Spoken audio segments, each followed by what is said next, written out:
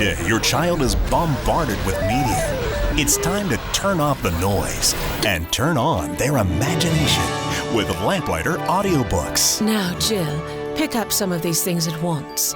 Why can't you keep Jack quiet? Imagine your child cozied up with a book as they listen to a master storyteller. As they follow along, they're developing their reading skills, word by word.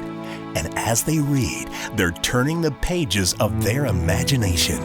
Castles to discover, jungles to explore, mountains to conquer. Invite your child to a world of wonder.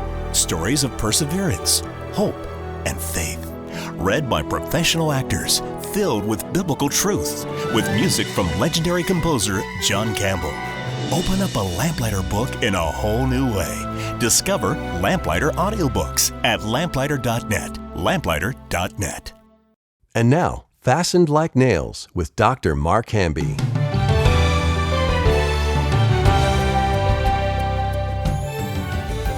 Okay, let's get into the Word this morning. We're going to be in Mark chapter 7. So in chapter 7 and 8, we've got four main miracles. And the first one starts off with the miracle of a lady, a mother, the Syrophoenician woman she's known as. She's a Canaanite. And this Syrophoenician woman is in the beginning of Mark chapter 7. We're in the middle of it. You see it in verse 24. There's a certain Canaanite woman from the region of Tyre and Sidon. So I just want you to keep your finger here. And then in chapter 9, if you look at chapter 9, verse 14, all the way through verse 20, there is a father that's coming on behalf of his son. And so this is what's known as a framing. The Bible's framing a mother and a father.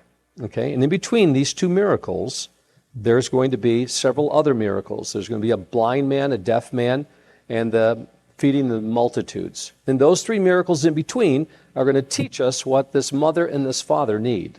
Okay? And so the first one is the mother, the Syrophoenician woman, and she's going to come to Jesus, and she's going to get treated a little bit horribly.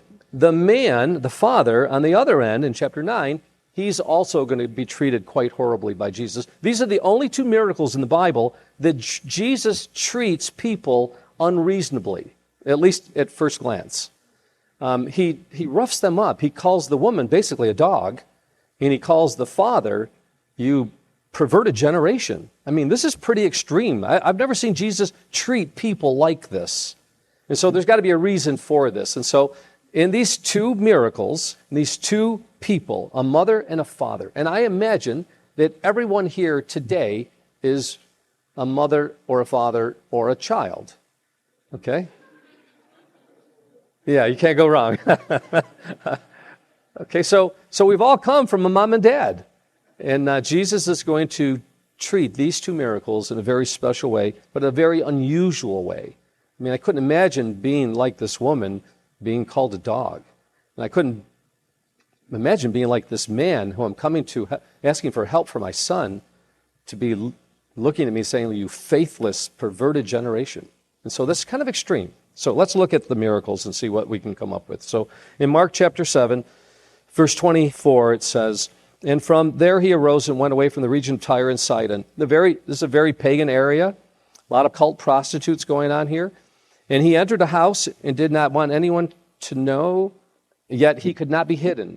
By the way, this should be the way it is in all of our houses. There should be no way that Jesus could be hidden, whoever comes into our house.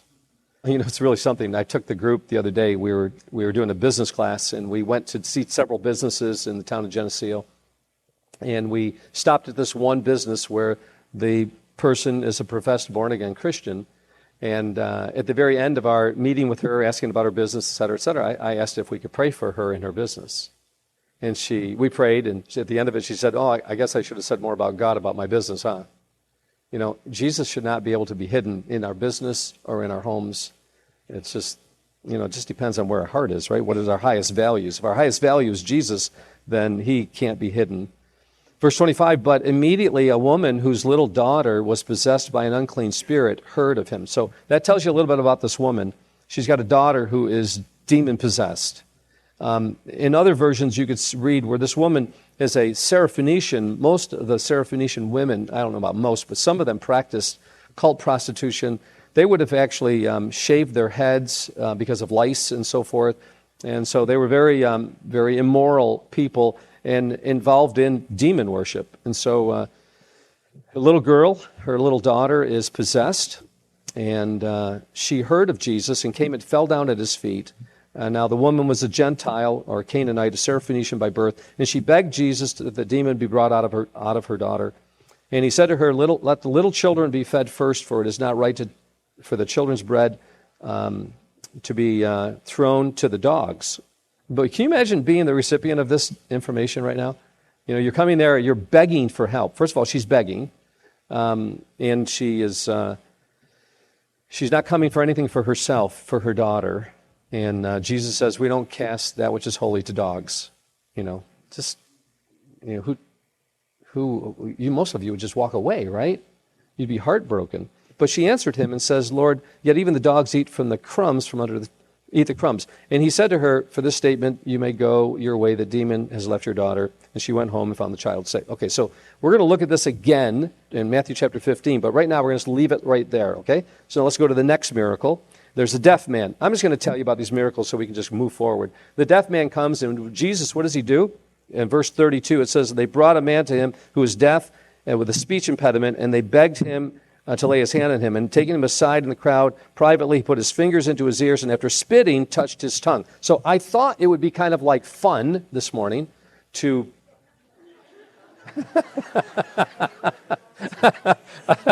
I guess I don't need to say anything else, do I?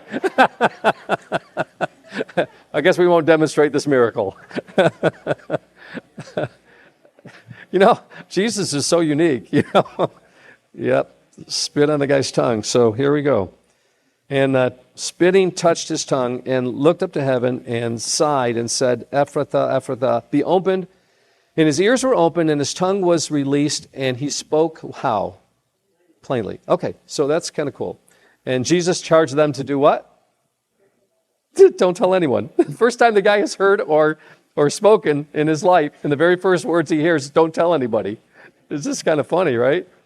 But can you imagine? I mean, you've never spoken or heard anything, and the very first words you hear is, "Don't say a word."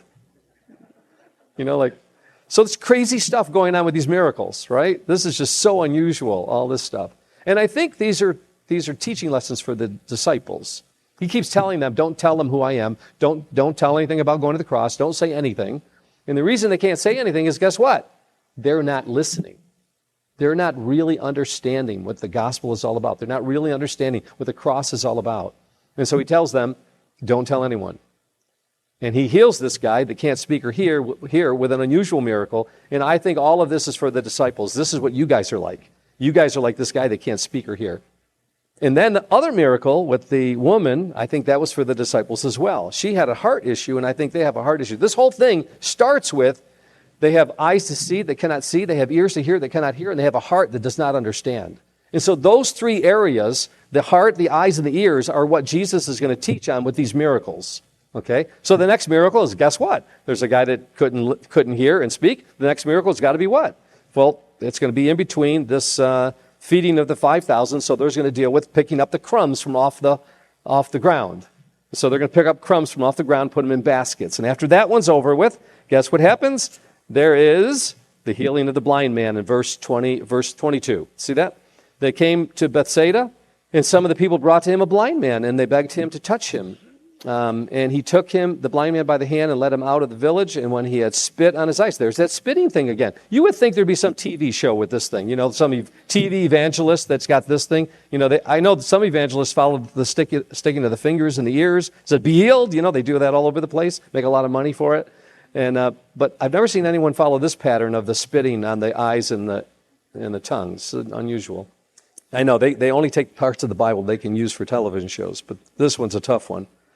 So he took the blind man by the hand and led him out of the village. And when he had spit on his eyes, he laid his hands upon him and asked him, "Do you see anything?" And the guy says, "I see men like trees walking." Well, if you have spit in your eyes, you're not going to see clearly the first time. So, which is interesting about this, because again, this is for the disciples. They're not hearing clearly and they're not seeing clearly. Therefore, don't say anything. Okay? So he wants them to hear and see plainly, speak plainly, hear clearly and speak clearly, listen clearly. Okay, so that leaves us to this chapter 9, the man. Oh, by the way, he heals him a second time, and the guy's able to see clearly the second time. And that's what Jesus is trying to tell him. You guys aren't seeing clearly, you're not hearing clearly, and you don't have a heart that really understands. And so he takes us to this father, and the father in chapter 9, verse, now just let me lay the groundwork. Jesus got out of the transfiguration up in the mountain. He's shining like crazy. He comes down. The people run to him. They're all excited. Jesus is shining like the lightning. And the disciples are having this argument down below with this father and these people, the Pharisees, Sadducees, and everybody, and they're arguing that his disciples couldn't cast out the demon that was in this father's son. And so they're saying, like, why couldn't we cast him out, Lord? And so Jesus comes down from the mountain, and there's this crowd, and Jesus asked them in verse 16, "What are you arguing about with them?" And someone from the crowd answered him and said, "Teacher, I brought my son to you, for he has a spirit that makes him mute. And whenever it seizes him, it throws him down and foams and grinds his teeth and becomes rigid. So I asked your disciples to cast it out, and they were not able." And he answered and said, "O faithless generation." In some versions it will say, "O perverted generation. How long am I to be with you? How long am I to bear with you?" And there will be a third one, "How long has this been happening?" And so that's straight out of the book of Proverbs, chapter 1. How long, how long, how long? Wisdom, personified as Jesus, is asking the same questions out of Proverbs chapter 1. How long, how long, how long?